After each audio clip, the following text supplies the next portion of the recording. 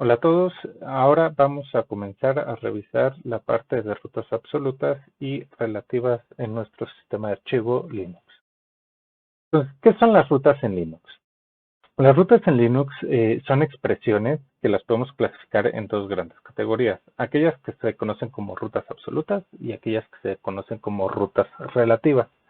Las rutas absolutas son expresiones que inician desde la raíz, es decir, desde el directorio root y le indican al sistema todo el camino que deben de seguir hasta el directorio y el nombre del archivo que tiene para poderlo ubicar. ¿Sí? Entonces piensen esto como que el sistema de archivos lo imaginamos como un árbol enorme. Vamos a partir desde la raíz principal y vamos a irle diciendo por qué rama se tiene que ir el sistema para que pueda encontrar ese archivo que estamos buscando. ¿Qué beneficios tenemos con este tipo de rutas o cuándo o por qué es que quisiéramos usarlas en algún momento?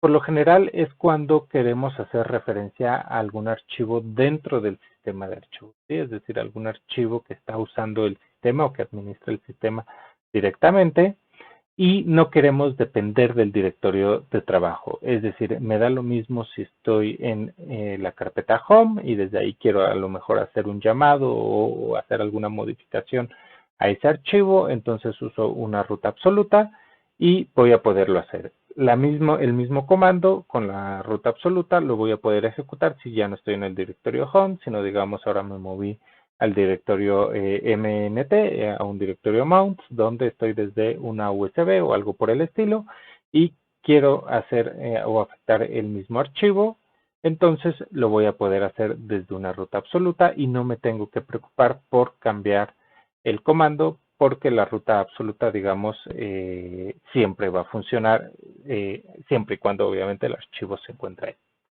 ahí. Las rutas relativas, por otro lado, como su nombre lo indica, son expresiones realmente relativas al directorio de trabajo donde estamos. Es decir, toda la referencia la vamos a hacer desde el directorio de trabajo donde estamos actualmente y desde ahí le vamos a indicar el camino a seguir para ubicar un archivo o directorio. ¿Cuáles son los beneficios? Este tipo de rutas nos van a servir muchísimo para que nuestro código sea portable. ¿A qué me refiero con que sea portable? Digamos que les dejo una tarea en equipo, alguna cuestión de ese estilo, o incluso tienen que entregar individualmente alguna tarea donde viene código y de alguna forma tienen que afectar archivos que están en ese directorio o en un subdirectorio de ese directorio de trabajo. Si pusieran una ruta absoluta, lo más seguro dentro de la ruta absoluta va a venir el nombre de su usuario, ¿sí? Porque van a tener que pasar por home y después van a tener que poner el nombre de su usuario y se van a tener que ir a ciertos subdirectorios dentro de ese usuario.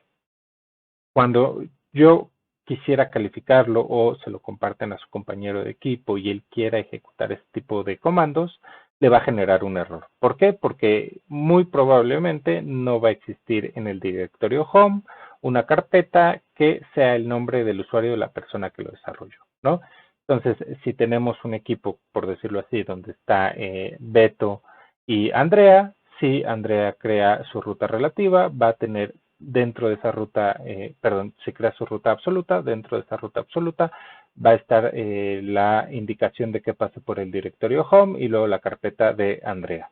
Cuando Beto lo quiere ejecutar, le va a decir ahí un error porque no encuentro esa carpeta de nombre Andrea, yo lo que tengo es en el directorio home una carpeta de nombre Beto. ¿Sí? Entonces, las rutas relativas nos ayudan a evitar ese tipo de problemas y a que siempre podamos ejecutar este tipo de comandos o códigos únicamente dependiendo de la estructura interna de ese directorio o subdirectorio. Y algunos símbolos especiales que vamos a estar usando cuando hagamos referencia a las rutas tanto absoluta como relativa van a ser estos cuatro que se pueden ver en pantalla. Por una parte, ya lo habíamos mencionado, es la diagonal hacia la derecha que nos puede indicar dos cosas. Si está al inicio de la expresión, nos va a indicar que es el directorio raíz y de esa forma vamos a identificar que realmente estamos hablando de una ruta absoluta.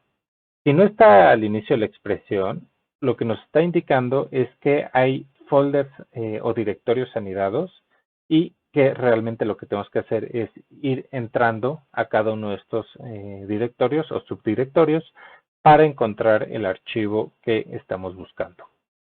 El símbolo, la diéresis, está el sombrerito de la ñ, lo que nos dice es que hace referencia al directorio home del usuario.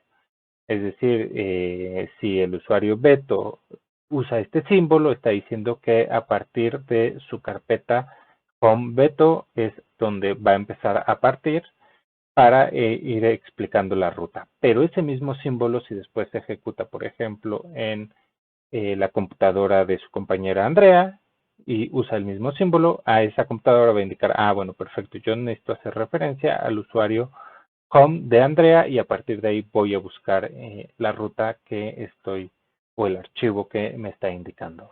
De esta forma podemos ahorrar un poco de escritura y ya sabemos sobre qué estamos hablando con este tipo de símbolos. Luego, cuando encontramos un puntito en algunos comandos de Linux, nos va a hacer referencia a aquí. ¿En qué sentido? Este directorio, es decir, el directorio de trabajo, aquí donde estoy parado, es a donde estoy haciendo referencia. Eso es útil muchas veces porque justamente ahí estamos en el directorio de trabajo, ahí tenemos nuestros archivos, ahí lo estamos modificando y a veces queremos hacer énfasis en que realmente es en ese directorio donde queremos buscar la información o queremos hacer las modificaciones y no en otro. Cuando encontramos dos puntos, es decir, dos puntos seguidos, lo que nos hace referencia es al directorio padre. Es decir, tenemos que regresarnos en la estructura del sistema de archivos e irnos un directorio arriba para después de ahí empezar a buscar las rutas que sean necesarias.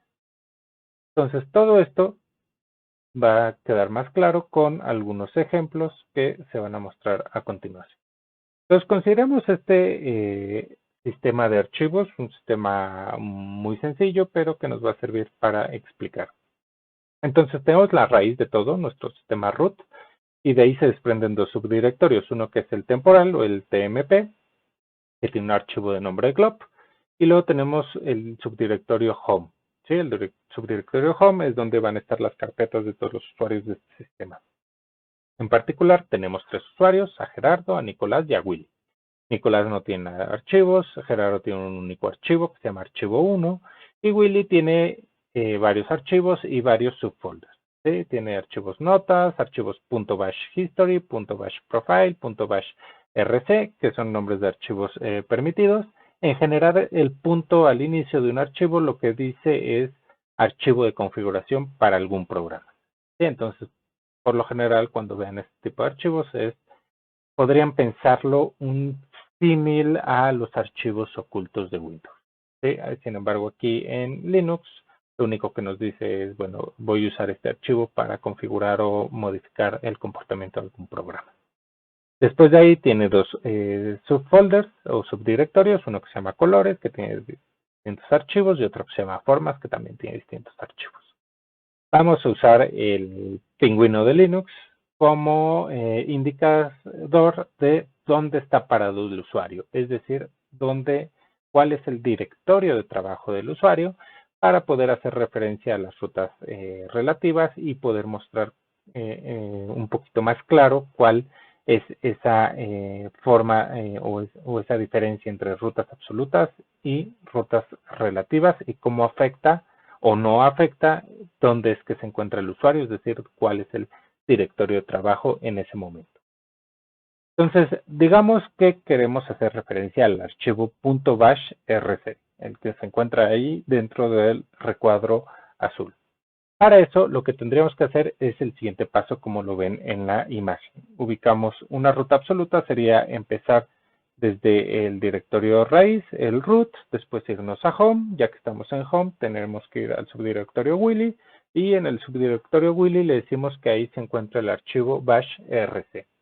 Si quisiéramos escribir la expresión de esta ruta absoluta, lo que veríamos sería esta expresión que ven aquí en rojo, es decir, diagonal home, diagonal Willy, diagonal .bash rc. ¿Sí? Entonces, la primera diagonal, como la expresión está empezando con esa diagonal, nos dice, estamos empezando el directorio raíz, de ahí nos vamos a un subdirectorio que es el home, luego ponemos otra diagonal para indicar que hay un subdirectorio dentro de home que se llama Willy, ponemos otra diagonal para decir que vamos a ir adentro de ese directorio Willy y buscamos el archivo bash rc. Ahora, ¿qué es lo que pasa si el usuario ya no está o su directorio de trabajo ya no es en formas? Ahora su directorio de trabajo está en el directorio de Gerardo, ¿sí? Y desde ahí quiere nuevamente hacer referencia al archivo .bash rc. Entonces, como es una ruta absoluta, realmente la ruta no se ve afectada de ninguna forma. Otra vez, si yo necesitara crear o hacer referencia a ese archivo desde una ruta absoluta, voy a usar exactamente la misma expresión. No importa si el usuario tiene su directorio de trabajo en formas o tiene su directorio de trabajo en Gerardo. La ruta absoluta es inmutable, es decir, no cambia en nada, siempre estoy apuntando al archivo que quiero apuntar sin importar dónde esté el usuario. ¿Sí? Esa, digamos, es la ventaja de usar rutas absolutas. Otro ejemplo es, otra vez, el usuario está en nuestro directorio de formas y ahora queremos hacer referencia al archivo amarillo en el subdirectorio de colores. La forma de hacerlo con la ruta absoluta sería irnos desde raíz, pasar por home, luego por el subdirectorio Willy, llegar al subdirectorio colores y ahí hacer referencia al archivo amarillo. La expresión de la ruta absoluta para este archivo sería la que ven en pantalla. Empezamos en root, vamos a home, subdirectorio Willy, subdirectorio colores y de ahí pasamos al archivo amarillo. ¿Sí? Noten que el archivo no necesariamente tiene una extensión, pero como habíamos dicho, es buena práctica y se recomienda poner a extensión a los archivos que nosotros como usuario creemos para saber qué tipo de archivo es, ¿no? Pero en este caso, para rutas absolutas y relativas, es indiferente si tienen o no extensión. ¿Qué pasa otra vez si el usuario ahora está en su directorio de trabajo Gerardo, ¿no? Es decir, es el mismo usuario, pero se cambió de directorio de trabajo y desde ahí quiere hacer otra vez referencia al archivo amarillo. Entonces, nuevamente, como es una ruta absoluta, es inmutable y por lo tanto no cambia sin importar dónde esté el directorio de trabajo del usuario y obtenemos exactamente la misma ruta. Eso no va a pasar cuando estemos trabajando con rutas relativas. Es decir, en este caso tengo a mi usuario en el directorio o en el subdirectorio de formas y quiero hacer referencia al archivo .bash rc, pero usando una ruta relativa. Eso significa que voy a partir del archivo de form, tengo que irme un directorio arriba, es decir, regresar al directorio padre que es Willy, y desde ahí indicarle que el archivo se llama .bash rc. Eso en una expresión de ruta relativa sería como lo ven en pantalla. Los dos puntos, que los dos puntos me dicen tienes que irte a un directorio arriba, tienes que regresarte al directorio padre y desde ahí busca el archivo .bash rc. Vean que si bien tiene una ventaja las rutas relativas de que escribimos menos, realmente tenemos que poner menos texto porque no tenemos que estar describiendo toda la ruta desde el directorio raíz. Esto bien podría cada vez ser más complejo si tenemos 10, 20, 30 subdirectorios anidados. Y con la ruta relativa, digamos que es relativamente sencillo hacer referencia a los archivos si nosotros estamos o tenemos nuestro directorio de trabajo en esos folders. ¿Por qué? Porque ahí es donde estamos trabajando, ahí es donde nos interesa modificar esos archivos, entonces realmente nada más tenemos que movernos uno o dos subdirectorios para llegar a ese archivo. Ahora, ¿qué pasa si estoy en el subdirectorio temporal, pero quiero hacer referencia al archivo bash, .bash rc como usuario Willy? Es decir, la persona que está en el subdirectorio temporal es el usuario Willy. Entonces podemos hacer uso del gorrito de la ñ que les decía, que básicamente lo que le dice vete a home de Willy. ¿Sí? ¿Por qué de Willy? Porque es el usuario Willy. Y entonces ese simbolito lo que nos dice es estamos trabajando a partir del subdirectorio Willy y entonces en ese mismo subdirectorio vas a encontrar .bash rc. Entonces la ruta relativa es muy buena en este sentido porque no tengo que hacer todo el camino del archivo temporal, decirle que me regreso al root y luego decirle que voy a home y de home a Willy y de ahí a .bash rc. Realmente es muy conveniente. Sin embargo, si el usuario no fuera Willy, sino fuera Gerardo, fuera Nicolás, este código me generaría un error porque ninguno de los dos tiene ese archivo .bash rc. Entonces, son cuestiones que debemos de tener presentes al momento de usar las rutas relativas.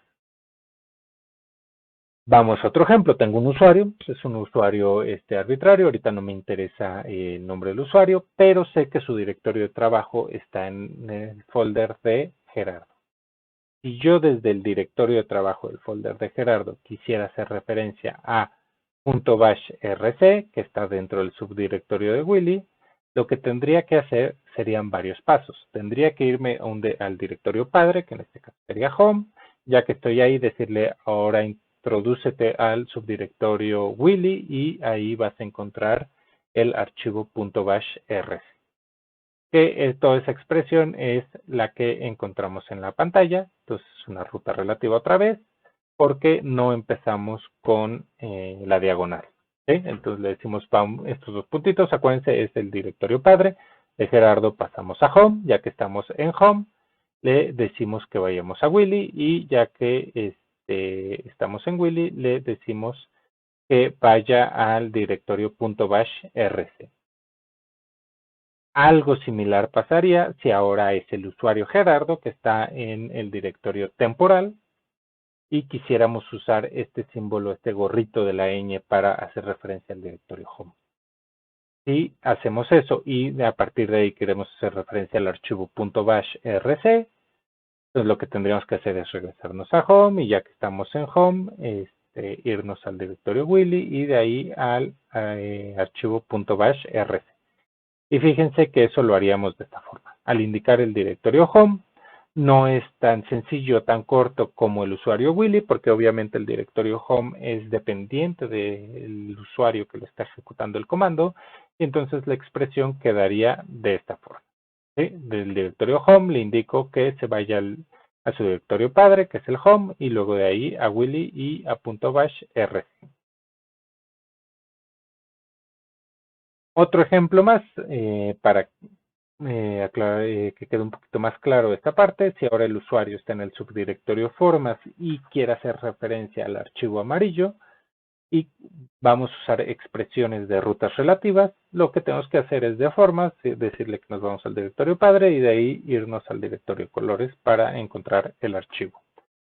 Entonces nos vamos al directorio padre, de ahí al archivo, ya que estamos en el directorio padre, decimos que se vaya al directorio de colores y encuentre el directorio, el archivo amarillo.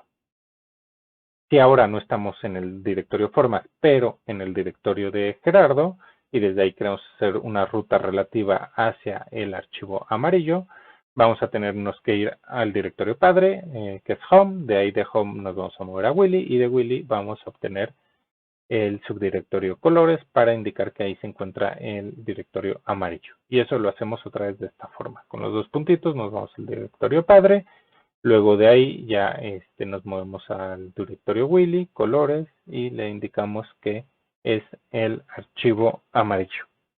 Y entonces, de esta forma es como trabajamos tanto con rutas absolutas y con rutas relativas. Es importante, como había dicho, entender muy bien cómo funciona este tipo de rutas porque van a ser la base para poder crear subdirectorios, archivos, borrarlos, copiarlos, modificarlos e incluso más adelante ejecutar códigos en programas como R y Python para que funcionen de forma adecuada.